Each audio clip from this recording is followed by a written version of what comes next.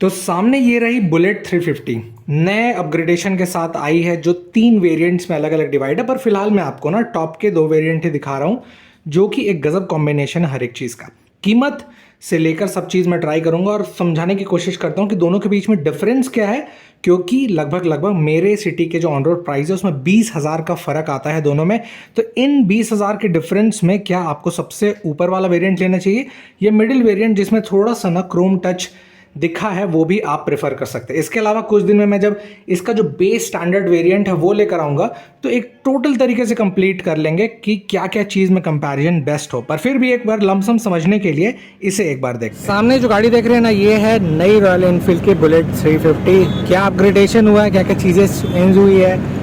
ये mid variant है। Top variant में क्या क्या चेंजेस में आपको मिलते हैं, बेस जो है स्टैंडर्ड उसमें क्या चेंज है, इसका कलर का क्या नाम है, कितना प्राइस है, सब मैं धीरे धीरे पूरा डिटेल्स में बताता हूँ। सबसे पहले अगर इस कलर की शुरुआत करें तो ये खूबसूरत सा कलर नाम दिया गया है स्टैंडर्ड मैरून, और ये है मिड वेरिएंट। फिलहाल मेरी सिटी में अगर इसकी कीमत के बारे में बात करूँ तो ये पड़ रहा है लगभग 2,28,000 रुपये का। 2,28,000 रुपये के हिसाब से ये बेहतर चीज़ आपको मिल जाएगी। इसके अलावा कल या परसों में मैं इसका जो टॉप वेरिएंट है, जो ब्लैक गोल्ड के नाम से जाना जाता है, उसे भी अपलोड कर दूंगा, तो वो भी देख लीजिएगा। वो मेरी सिटी में पड़ रहा है लगभग 2,48,000 का। आपकी सिटी में डिफरेंट करेगा थोड़ा बहुत, क्योंकि सिटीज़ और स्टेट के हिसाब से वो चीज़ वैरी करती है। पर एक लमसम आइडिया होने के लिए मैं सोचा मैं बता देता हूँ। यहाँ रॉयल एनफील्ड का जो आप इनपुट देख रहे हैं, खूबसूरत सा ये वाला चीज़ जो फोकस अभी कर देता हूँ, तो वो कुछ इस प्रकार से दिखेगा। फ्रंट में आपको यही सेम मिलता है, पर ये आउटर कवर जो है ये पूरी तरीके से क्रोम टच में मिलता है। अंदर एक प्रॉपर रिफ्लेक्शन के साथ सेंटर पे रॉयल एनफील्ड का एक लोगो मिल जाता है। फिर अगर मैं इस साइड आऊँ तो ये कलर जो मैरून है पूरी तरीके से व्यवस्थित कुछ इस प्रकार से है, और थोड़ा सा इसको इधर ही लाते हैं तो कुछ वो ऐसा दिखेगा एक साइड से। इसके अलावा इंजन से आप ऑलरेडी वाकिफ़ हैं, तो मैं और डिटेल नहीं बता रहा, तो वही एक सटीक आपको इंजन मिल जाता है, विच इज़ गुड इनफ। और सबसे गजब बात ये है कि इसमें जो प्रॉपर एक जे सीरीज़ इंजन जो इन लोग मेंटेन करते हैं, उसमें स्मूथनेस काफ़ी ज़्यादा प्यारा हो गया। यहाँ भी सेंटर में बुलेट 350 लिखा हुआ है। अब इसके अलावा इन सब चीज़ों को मैं देख लिया तो चीज़ बता देता हूँ कि इसका जो ग्राउंड क्लियरेंस है वो 170 mm का है, और नीचे से लेकर अगर ऊपर तक इसकी आप सीट हाइट को कैलकुलेट करें तो वो लगभग 805 mm की मिल जाती है।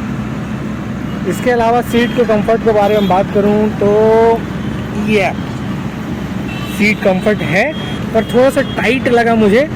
डेफिनेटली अगर आप लंबे सफ़र पे जाते हैं तो मेरा एक दिल से सजेशन है कि आप किसी भी हाल पे ये सीट को चेंज करवा लीजिएगा, राइट। फिर इसके ये जो डिज़ाइन है इसके बारे में ऑलरेडी सब वाकिफ़ हैं, ये कहाँ से बनता है क्या बनता है। तो बैठते साथ एक मैं राइडर पर्सपेक्टिव से बताता हूँ कि गाड़ी कैसी दिखती है। थोड़ा सा गंदा है तो क्षमा चाहता हूँ, क्योंकि यार अभी तुरंत पहुँची है, इसलिए थोड़ा सा अभी इसको साफ़ सुथरा नहीं किया गया है। पर जो ब्लैक गोल्ड कलर है वो पूरी तरीके से साफ़ है, तो उसको मैं दिखा दूँगा। गाड़ी अब चलाते हैं, और मैं करेक्ट देखिए हाथ यहाँ रखा हुआ हूँ, तो चलाते समय कुछ इस प्रकार से एक गज़ब फील टच होगा। जैसे आप नज़रों को नीचे झुकाएंगे तो ये 13 लीटर का जो फ्यूल टैंक है वो आपके लिए देखने मिल जाता है। डिज़ाइन पे नोटिस करिएगा, ये एक लहर है मोटा, यहाँ पर एक थिन भी सेक्शन दिया हुआ है, और same as it is fuel का जो इनलेट है उसके साथ घुमा के ये यहाँ तक रखा गया। चालू अगर मैं गाड़ी को करूँ तो कुछ इस प्रकार से दिखता है, जिसमें सेंटर में न्यूट्रल, फ्यूल का इंडिकेशन, ABS और बैटरी के इंडिकेशन आ जाते हैं, जो 0 से लेकर 160 एनालॉग फॉर्मेशन पे दिखाता है। और साथ ही साथ मैं ये भी दिखा दूं कि कीज़ कैसे मिलती है, तो आपको कीज़ कुछ इस प्रकार की मिल जाएगी। इसके अलावा जैसे मैं चालू कर देता हूँ गाड़ी को, तो चालू होने के बाद ये छोटा सा भाग जो देख रहे हैं ना, ये डिजिटल, ये आपको क्या बताएगा कि कितने ट्रिप में गाड़ी चल रही है। फ्यूल का इंडिकेशन भी बता देगा, विच इज़ अ गुड थिंग।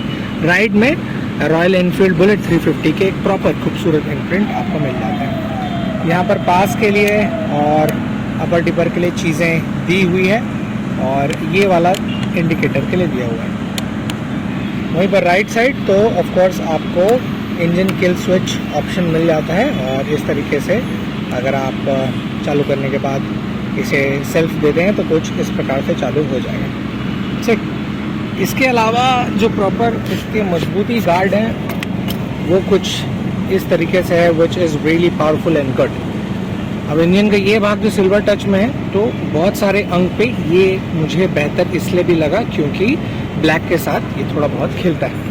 और देखिए मिड वेरिएंट में क्या चेंजेस है वो बता देता हूँ। जो ये पूरा आप देख रहे हैं ना एग्जॉस्ट का, ये मिड वेरिएंट में आपको as it is silver chrome touch में मिलता है ये वाला भाग। और वहीं पर जैसे आप टॉप मॉडल जाते हैं जैसे ब्लैक गोल्ड के नाम से रखा गया है तो ये वाला पूरा भाग as it is black touch में मिलेगा which is a very perfect thing, जिसके कारण मैं नोटिस कर रहा था कि ब्लैक कलर में थोड़ा सा और ज़्यादा खिल रहा था। उसके अलावा दूर से ये ऑप्शन काफ़ी अच्छा है। अब मैं चला के थोड़ा बहुत देखा हूँ, इसके बाद टेस्ट राइड वाला जो पूरा रिव्यू है और एक प्रॉपर कितना माइलेज टेस्ट है वो भी लाने वाले हैं। पर लमसम के हिसाब से ये जो इंजन के साथ एक प्रॉपर स्मूथनेस अब इस गाड़ी में दिख रहा है वो काफ़ी ज़्यादा प्यारा है। ओवरऑल इस डिज़ाइन के साथ और इस मिडिल वेरिएंट इस कीमत जो मैंने आपको बताया कि लगभग जो पड़ रहा है 2,28,000 में, ये आपको कितना ज़्यादा बेहतर लग रहा है ये मुझे नीचे कमेंट्स में ज़रूर बताइए। और बुलेट लवर्स पसंद करते हैं ऑफ कोर्स क्लासिक के अलावा ये भी एक अच्छा अल्टरनेशन आपके लिए साबित हो सकता है। अब मैं आपके लिए लेकर आया हूँ रॉयल एनफील्ड बुलेट 350 का सबसे टॉप नॉच जो कि ब्लैक गोल्ड के नाम से जाना जाता है। इसके पहले अगर आपने मेरे प्रीवियस वीडियो देखा है तो उसमें मैंने मिड वेरिएंट को आपको दिखाने की पूरी तरीके से कोशिश करी है। 2,28,000 में मेरी सिटी में पड़ रही है। और अब बात करते हैं इस ब्लैक गोल्ड की, तो ये ब्लैक गोल्ड भाई साहब अब आपको मिलेंगे 2,48,000 मेरे सिटी पे। आपके सिटी पे डेफिनेटली थोड़ा बहुत ही वैरी करेगा, ठीक। इसके अलावा जैसे इंजन की बात करें तो वही एक प्रॉपर जो खूबसूरत से जे सीरीज इंजन अपडेशन स्मूथनेस में ये मिली है। डिफरेंस में क्या है ना, मिड के कंपेयर में, स्टैंडर्ड के कंपेयर में, और बाकी क्या क्या चीज़ है वो मैं बता देता हूँ। एक झलक में जो सबसे ज़्यादा इसमें ब्लैकपन दिख रहा है वो इसलिए दिख रहा है क्योंकि ये जो एग्जॉस्ट है ये पूरी तरीके से ब्लैक रखा गया कंपेयर टू दैट जो मिड वेरिएंट है उसमें आपको क्रोम मिल जाएंगे। इसके अलावा जैसे ब्लैक गोल्ड इसमें नाम रखा गया है तो क्या क्या चीज़ के कारण रखा गया है वो बताता हूँ। डिज़ाइन जैसे देख रहे होंगे तो यहाँ पर क्लोज बाय लुक पे दिखा देता हूँ फोकस करके रॉयल एनफील्ड, और ऊपर एक प्यारा सा लोगो भी इस पर आपको मिल जाता है देखने। और ये जो डिज़ाइन है ऑफ कोर्स आप वाकिफ़ हैं ये कैसा बनता है। इसके बाद ये जो पूरा ब्लैक भाग है ये बहुत ही ज़्यादा खूबसूरत लग रहा है। जस्ट नोटिस करिएगा कि ये आपको मिड वेरिएंट में ऐसे नहीं मिलेंगे। मिड वेरिएंट में यही भाग पूरी तरीके से सिल्वर इनपुट में मिलता है और डिफरेंस बहुत है। 228 मेरी सिटी पे पड़ती है मिड और 248 अराउंड पड़ रहा है टॉप। तो आप डिफरेंस नोटिस करिएगा कि इतने हज़ार के डिफरेंस में लगभग आपको 20,000 खर्च करने पड़ेंगे तब आपको मिलेंगे। अब नीचे जैसे मैं आ गया हूँ तो बता देता हूँ इसमें ग्राउंड क्लियरेंस 170 mm का है और वहीं पर सीट हाइट बोलें तो नीचे से ऊपर तक अगर यहाँ पर रखेंगे तो वो पड़ता है 805 mm का। इसके बाद जैसे बात करूँ तो मजबूती में कुछ मामले में ये बेहतर है, एक सटीक जो इसमें रहना चाहिए वो एज यूजुअल मिल जाता है। इसके अलावा मेरा मानना है कि अगर आप लंबे राइड पे जाते हैं, जो ऑफ कोर्स रॉयल एनफील्ड के बुलेट 350 लेते हैं या क्लासिक लेते हैं, लोग बहुत लंबी लंबी राइड्स करते हैं। मैंने जब लद्दाख गया था तो ऑफ कोर्स यही गाड़ी का पूरे ऑप्शंस मिले थे, स्पेशली क्लासिक 350 मिला था। तो उसमें आप ये अच्छा कुशन लगवा लीजिएगा। ट्रस्ट मी, एक एक्सपीरियंस के तौर पे बता रहा हूँ क्योंकि बहुत ज़्यादा काम आता है। फिर जैसे मैं इस पर ऊपर बैठने की कोशिश करूँ तो मैं यहाँ आता हूँ, यहाँ पर जिस मैं पोजीशन में आ जाऊँगा तो सामने कुछ इस प्रकार से चीज़ें मिलेंगी। और वहीं पर नीचे फ्यूल टैंक के बारे में बात करें तो फ्यूल टैंक कैपेसिटी इसमें आपको 13 लीटर्स की मिलती है, जिसमें नोटिस करिएगा कि ये जो लहर डिज़ाइन है ये फ्यूल के इनलेट से होते हुए कुछ इस प्रकार से दिख रहा है।